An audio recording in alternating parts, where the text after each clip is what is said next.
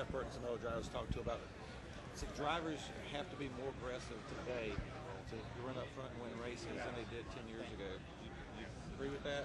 Yeah, just in the 9 years I've been in the sport. When I started off, a lot more give and take. At the end of the race, it seemed to be kind of a clear favorite who could work his way through. And now you have so many cars that are equal.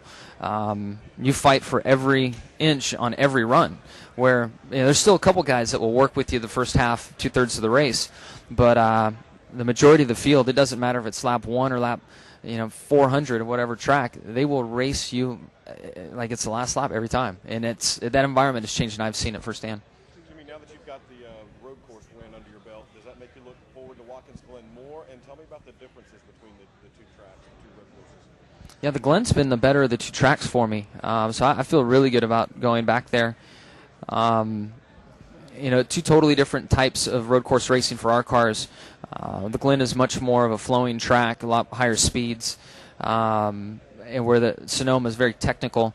And I hope that I learned enough, and I certainly have more confidence after winning the race and running so well all day long, that mentally I know what sensations I need in the car. I know what I need to feel in the brake pedal, the braking zones, on throttle. So I feel real good about going back.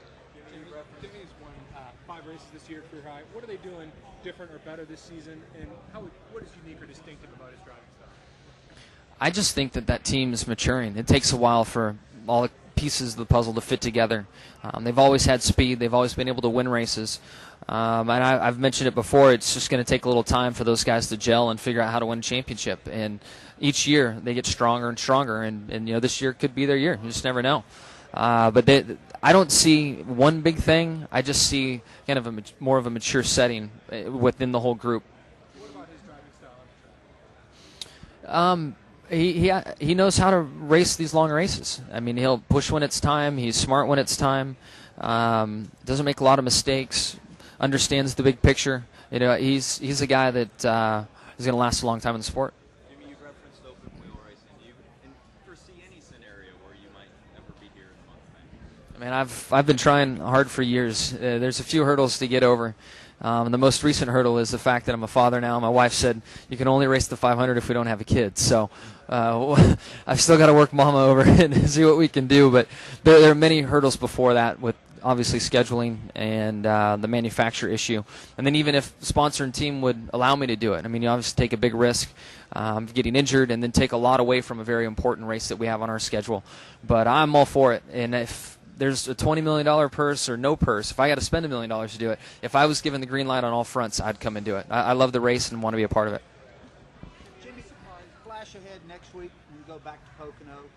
What are you expecting? Same kind of race as it was in the spring, different, or can you even think about that now? No, I think it'll be very similar. The way the heat has been kicking, I think the track will be a lot slicker. I think that it can be a very physically demanding track or race for the drivers, but it's kind of the same thing. It's so close that from the spring to the fall race that we don't learn a lot. We don't come back with an entirely new setup. There'll be some small things, but it's not like Martinsville or some of the other tracks where you hit one, Atlanta, I guess for that matter, where it's so early and then so late. You're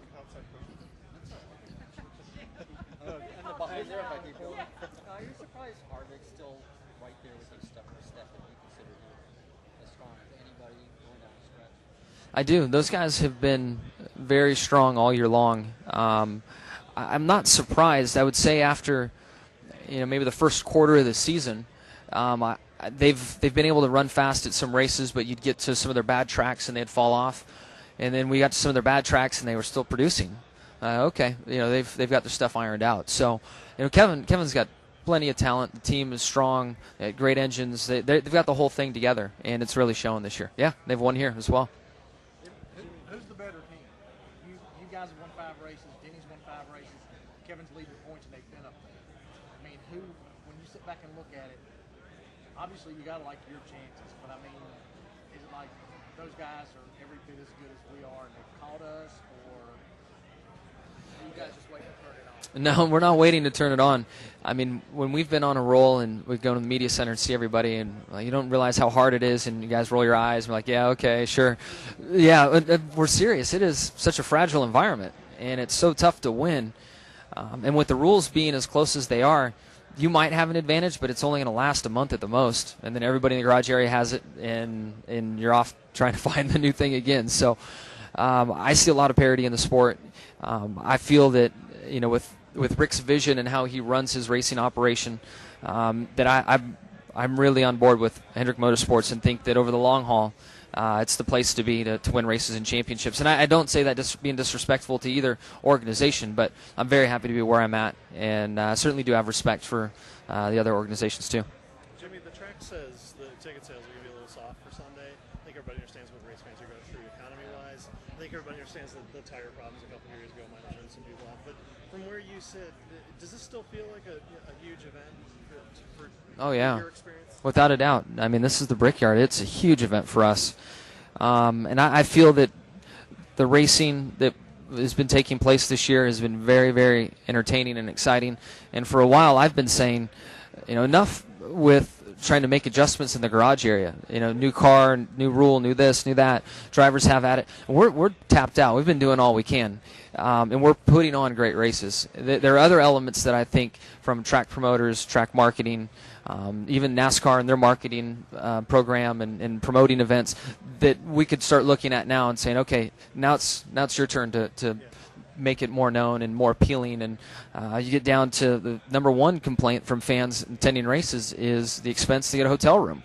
Is there something we can do there to help out? So there are other factors involved. I think the product on the racetrack is awesome, and we should be very proud of that. You optimistic with the change to the spoilers of the show here Sunday might be better than You know, it punches a bigger hole in the air. So on the straightaway, it's going to help us stay together, but we get in these flat turns, and it's going to hurt the performance of the car. So I don't know until we really get out there what's going to happen. I would assume the aero push is going to be a little stronger because it's so flat here. Thank you for your time, sir. Okay. Just get one more. 100th Cup race. I'm not going to know when you're driving. Your favorite memory is probably that one.